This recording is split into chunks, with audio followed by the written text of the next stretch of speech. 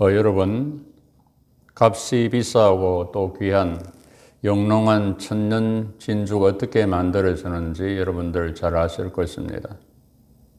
조개 안으로 모래나 이물질이 들어와서 부드러운 속살을 자극하게 되면 조개는 눈물로 모래알을 감싸게 되고 이상 분비물이 나와서 진주가 생성이 된다고 합니다.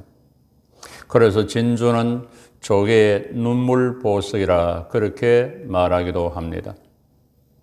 신앙인들이 당하는 고난과 눈물 또 아픔과 슬픔을 이겨내면 우리의 신앙 인격이 주님을 닮아가게 되고 진정한 하나님의 사람으로 우뚝 서게 됩니다.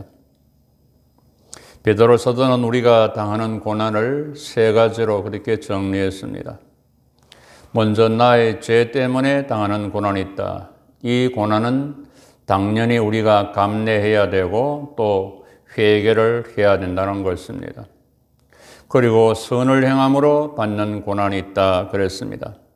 이것도 참고 이기면 아름답다라고 그렇게 말씀을 하고 있습니다. 그리고 부당하게 예미하게 당하는 고난이 있다. 이것도 주님을 생각하고 이기면 그것이 은혜가 된다라고 말하고 있습니다.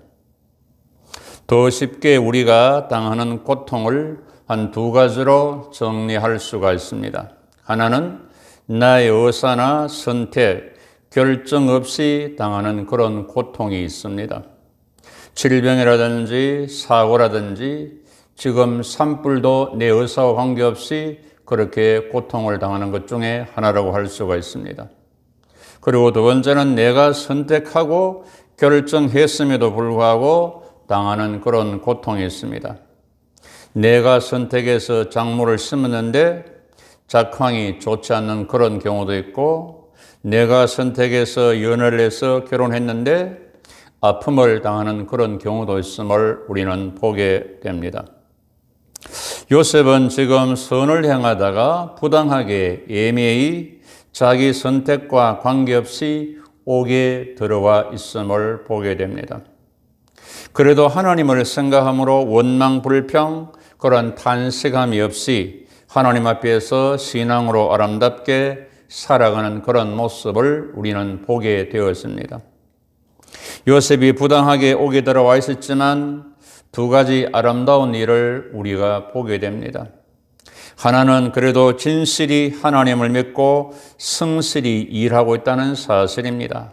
현장과 현실에 믿음으로 적응하고 있다는 말이 됩니다. 그리고 하나님이 함께 하시고 은혜를 주시고 있다는 사실입니다. 요셉은 가는 곳마다 현장에서 하나님의 사람으로서 성실했고 하나님께서 함께 해주셨고 요셉과 함께 있는 그 장소 혹은 주위 사람들에게도 은혜를 주셨음을 우리는 알 수가 있습니다. 마침 요셉이 갇혀있는 옥에 바로 왕의 술 맡은 관리, 떡 맡은 관리 두 사람이 왕께 범죄하여 옥에 들어오게 되었습니다. 친위대장이 요셉에게 이 사람들을 수종달라 함으로 잘 숨기고 있음을 우리는 보게 됩니다. 요셉은 상황을, 환경을 뛰어넘어서 자기를 낮추고 섬김의 도를 실천하고 있습니다. 우리는 보통 섬김 받기를 좋아합니다. 그런데 섬기기는 싫어하는 경향이 있습니다. 섬겨주지 않으면 은근히 화를 내는 그런 사람도 볼 수가 있습니다. 예수의 제자들도 완전히 변화되기 전에는 서로 누가 큰지 높은지 서로 다투었습니다. 이걸 본 예수께서 이렇게 말씀해 주십니다. 너희들 진정 큰 자가 되고 싶으냐? 그러면 섬기는 자가 되라고 말합니다. 진정 높고자 하느냐? 그러면 너희를 낮추라고 말씀하셨습니다. 이것은 예수님의 가르침이고 예수의 삶이었습니다.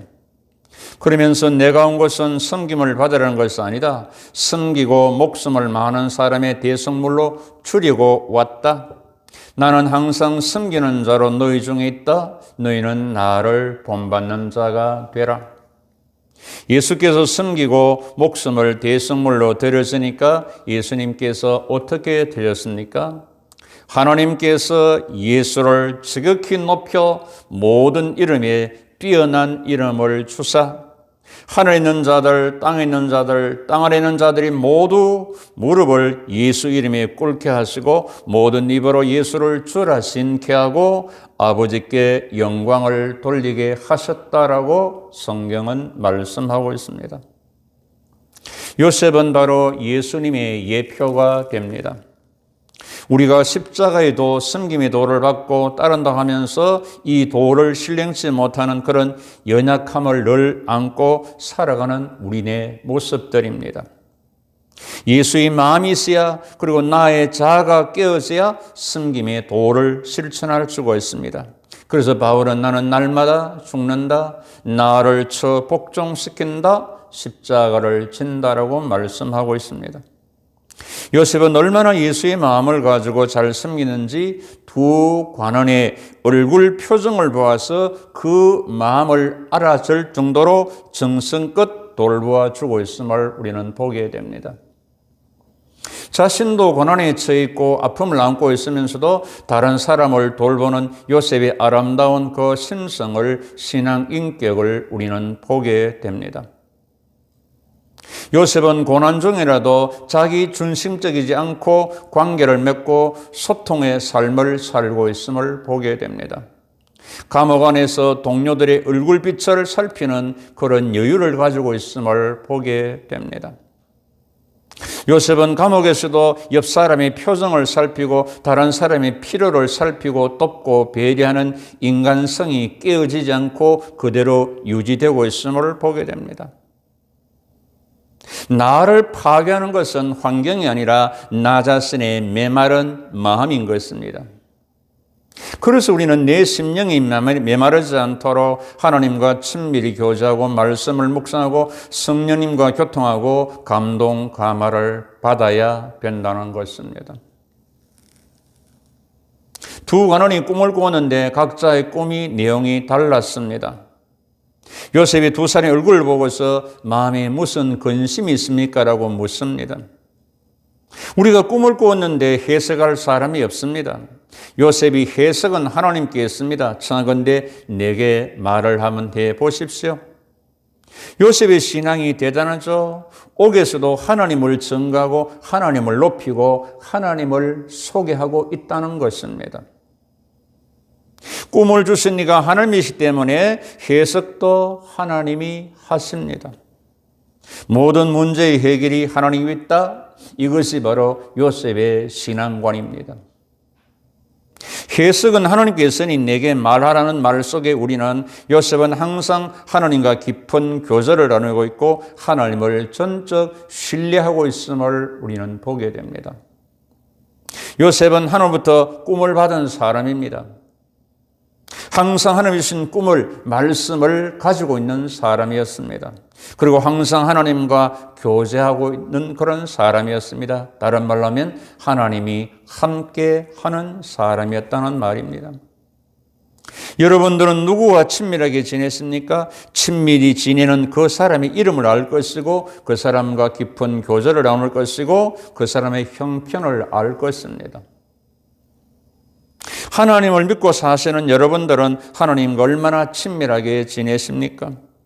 하나님께서 우리와 친하게 지내자고 싶다고 하시는데 우리가 피하는 그런 부분들, 그런 영역들은 없습니까? 하나님께서 나와 깊이 사귀고 싶다고 하시는데 주님 안에 내가 완전히 들어가지 못하고 맡기지 못하는 그런 면은 없습니까? 하나님과 깊은 사귐과 친밀히 교제하시는 분들은 문제 해결이 하나님께 있음을 믿고 하나님께 묻고 하나님의 감동하심을 기대하고 기다린다는 것입니다. 환경이 어려워도 긍정적인 믿음의 사람으로 살아간다는 말이 됩니다. 이제 요셉이 두 관리의 꿈을 해석해 줍니다. 먼저 술 맡은 관원장에게 말합니다. 3일 후에 전적이 회복됩니다. 복직이 되면 나를 생각하고 내게 은혜를 베풀어서 내 사정을 바로 있게 구하여 이 옥에서 나를 건져내소서. 나는 이 옥에 들어올 만한 그런 죄를 범치 아니했습니다. 그리고 떡 맡은 관원장에게 3일 후에 바로가 당신의 머리를 나무에 달리라, 새들이 당신의 고기를 뜯어 먹으리라고 말씀합니다. 요셉의 해석대로 되었습니다. 바로의 생일날 술 맡은 관원장은 전적이 회복이 되었습니다. 떡 굽는 관원장은 매달렸습니다. 해석함과 같이 되어졌습니다. 여기서 우리가 요셉의 꿈 해석에서 주목할 수 있는 것은 하나님께서 해석해 주셨다. 그리고 길한 해석도 흉한 해석도 모두 했다. 그리고 해석대로 되었다는 말입니다. 요즘 병원에서도 시한부 중명 환자에게 상세하게 그걸 알려준다는 것입니다. 알려주어서 죽음을 준비케 하고 자기의 삶을 주변을 정리할 수 있는 그런 시간적 여유를 준다는 것입니다. 여기 여러분들의 말씀 들음 받음의 자세, 태도를 살펴볼 필요성이 있습니다. 하나님 말씀, 생명의 말씀, 내 양심을 찌르는 진리의 말씀이 들릴 때 아멘으로 전적으로 수용을 하십니까? 기분 나빠하고 거부하는 그런 입장이 되십니까? 성경은 보면 이렇게 말합니다. 모든 성경은 하나님의 감동하심으로 되었다. 교훈하고 책망하고 바르게 하고 의로 교육하기에 유익하다. 이대로 내게 주시는 말씀을 받아들일 때 진정한 하나님의 사람이 되고 온전한 사람이 되고 선한 사람이 된다라고 말하고 있습니다. 열왕기상 22장에 보시면 미가야라는 진실한 예언자가 나옵니다. 유다왕 여호사밧과 이스라엘 왕 아합이 연합하여 아람을 치기로 합의를 합니다. 그런데 400명의 신제들에게 물었습니다. 싸울까요? 싸우세요. 이깁니다. 올라가세요. 그러나 미가야 선자에게 물으니까 나는 하나님 말씀만 전합니다. 예언합니다. 올라가지 마십시오. 싸우지 마십시오. 여러분들 어떻게 하시겠습니까? 400대 1입니다. 400명은 싸우라, 1명은 하나님 말씀이니 싸우지 말라. 모두 미가 선자를 미워했습니다. 왜? 하나님 말씀만 한다고, 바른 말씀 한다고. 결국 400명이 말한 대로 싸우다가 연합군이 패배하고 아합이 전사하게 됩니다. 여러분, 하나님 말씀은 숫자 싸움이 아닙니다. 진리는 수로 하는 것이 아닙니다. 하나님의 말씀은 하나님의 말씀대로 하는 것입니다. 성경에 이런 예언의 말씀이 있습니다. 때가 되니 사람들이 바른 교훈을 받지 않는 시대가 도래할 것이다. 귀가 가려워서 사욕을 따를 스승을 많이 둘 것이다. 귀를 진리에서 돌이킬 것이다. 허탄한 얘기를 따를 것이다. 사사시대처럼 자기 소견에 옳은 대로 신앙생활을 하는 시대가 올 것이다. 내 기준, 내 기분에 맞고 내가 듣고 싶은 것만 듣습니다. 이러면 온전한 하나님의 사람이 될 수가 없습니다. 속화된 영혼이고 타락한 교회입니다. 신앙에 있어서 말씀과는 굉장히 중요합니다. 여러분, 하나님 말씀을 믿습니까? 99% 믿습니까? 그거는 믿는 것이 아닙니다. 100% 믿어야 믿는 것입니다. 물은 99도에서 끓지 않습니다. 100도가 되어야 끓습니다. 1도 모자라서 안 끓습니다. 그렇습니다. 우리는 하나님 말씀을 100% 믿어야 하나님의 사람이 되고 말씀의 역사를 경험하게 되는 것입니다. 여기서 또 하나 우리가 다루어야 할 내용이 있는 바, 그것은 모든 것이 합력하여 선을 이루어가고 있다. 그리고 하나님이 이루시는 때가 있다라는 겁니다. 요셉이 술 맡은 관원장에게 꿈을 해석해 주면서 전적이 회복되면 나를 생각하고 내 사정을 바로 있게 구하라. 나는 아무 잘못이 없다라고 부탁을 했습니다. 그런데 23절을 보시면 술 맡은 관원장이 요셉을 기억하지 못하고 그를 잊었더라. 그런데 이것이 크게 보면 하나님의 섭리가 숨겨져 있다는 겁니다. 만약에 지금 당장에 요셉이 석방된다면 아버지가 있는 이스라엘로 추방될 것입니다. 그러면 하나님의 구원의 계획이 차질이 생기게 됩니다. 2년의 세월이 지났습니다. 41장으로 넘어가면 바로 왕이 꿈을 꾸게 되는데, 그런데 해석을 못해서 번민합니다. 애굽의 술객들, 학자들 해석을 전혀 못합니다. 그때 복제관 술 맡은 관원장이 자기가 과거 옥에 있을 때 꿈을 해석을 못하고 있을 때 히브리 소년이 해석을 해주었는데 그대로 되었습니다. 이 얘기를 듣고 바로 왕이 요셉을 부르고 꿈을 해석함으로 애굽의 총리가 되는 발판을 삼게 되죠. 무엇을 말합니까? 하나님의 계획에 쓰는 요셉의 때가 있다는 겁니다. 결국 인생은 우리의 생각, 내 계획대로 되어지는 것이 아니고 하나님의 뜻과 하나님의 때, 하나님의 계획과 하나님의 말씀의 근거에서 이루어진다는 것입니다. 요셉이 시위대장제에 팔려서 종이 된 것, 누명 쓰고 왕의 제수드리는 옥에 들어가게 된 것, 요셉이 갇혀있는 곳에 바로의 두 관원장이 들어오고 꿈을 해석하고 결국 바로왕의 꿈을 해석하고 애굽 총리가 되고 가족을 구원하게 되는 것, 모든 것이 하나님의 계획과 섭리 가운데 하나님의 때에 이루어진다는 것입니다. 술 맡은 관원장의 사흘 만에 요셉의 은혜와 부탁을 잊어버렸기에 옥에서 2년을 보냈어도 이것이 하나님께 정하신 시간이 됩니다. 바로가 꿈꿀 때를 대비하기 위해서는 시간이 필요했던 겁니다. 그래서 로마서 8장 28절에 우리가 알거니와 하나님을 사랑하는 자, 그 뜻대로 보냈음을 입은 자들에게는 모든 것이 합력하여 선을 이루게 된다라고 말씀하고 있습니다. 그래서 선을 행하는데 고난이 있고 잘못함이 없이 부당하게 애매하게 고난을 당해도 주님의 고난을 생각하고 하나님의 섭리적 은총을 생각하게 되면 아름답게 되고 은혜가 되고 선하게 이루어진다는 것입니다. 데일 카네기가 영업사원이었던 젊은 시절 수없이 거절을 당하고 실적도 성과도 없이 절망에 빠지고 세상 사람들이 얕보고 경임을 하는 것처럼 생각이 되어서 사람 만나기가 싫었습니다. 절망하고 낙담하며 있었습니다. 그러던 어느 날 고객 사무실에 걸린 한 폭의 그림을 보게 됩니다. 모래사장 위에 볼품없는 나룻배가 덩그러니 놓여있는 그런 그림이었습니다. 그 그림을 유심히 바라보는데 밑에 이런 글귀가 써져 있었습니다. 반드시 밀물 때가 온다. 반드시 밀물 때가 온다. 여기서 카네기는 깨닫고 이렇게 외칩니다. 그렇다. 지금 나에게는 주의 모든 것이 썰물처럼 빠져나간 배처럼 외롭고 힘든 시간이다. 그러나 참고 견디면 희망의 밀물이 나에게도 다가올 것이다. 카네기는 결국 그 어려운 시기를 잘 참고 기다려 그의 인생에 찾아온 축복을 맞이하게 되었습니다.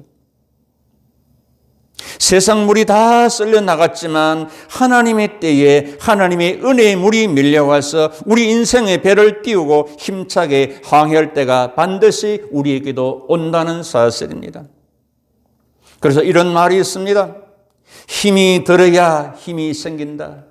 힘이 들어야 힘이 생긴다. 하나님께서는 우리에게 힘을 주시기 위해서 먼저 고난을 주신다는 사실입니다. 정신적으로 힘이 들어보면 고뇌를 통하여 정신적인 셈이 생기는 겁니다. 정신력이 생기는 겁니다. 육체적으로 힘이 들어보면 훈련을 통하여 육신적인 셈이 생깁니다. 체력이 생기는 겁니다. 영적으로 힘들어 보면 연단 환난을 통하여 영적인 셈이 생깁니다. 그걸 우리는 영력이라고 말하고 믿음의 담력이라고 말하고 경건의 능력이라고 말하는 것입니다. 우리는 그 능력을 회복해서 살아가는 하나님의 사람들입니다. 우리는 요셉처럼 어디서 무엇을 하든지 하나님이 함께 하심을 믿고서 성실이라고 진실이 숨기는 신앙의 인격을 가지고서 하나님과 친밀히 교제하고 깊은 사귐의 영역을 가지고서 하나님의 진리의 말씀을 끝까지 붙들고 의탁하는 말씀의 사람으로서 나의 원함이 아닌 하나님의 뜻대로 하나님의 때에 선하게 이루시는 하나님을 소망하면서 순전한 믿음으로 하나님을 쓰는 셈으로 승리에 나가서는 보석같이 빛나는 하나님의 사람들의 신앙 여정 되시기를 우리를 향해 선한 계획을 가지고 결국 잘되게 하시는 주 예수 그리스도 이름으로 축복하고 축원합니다.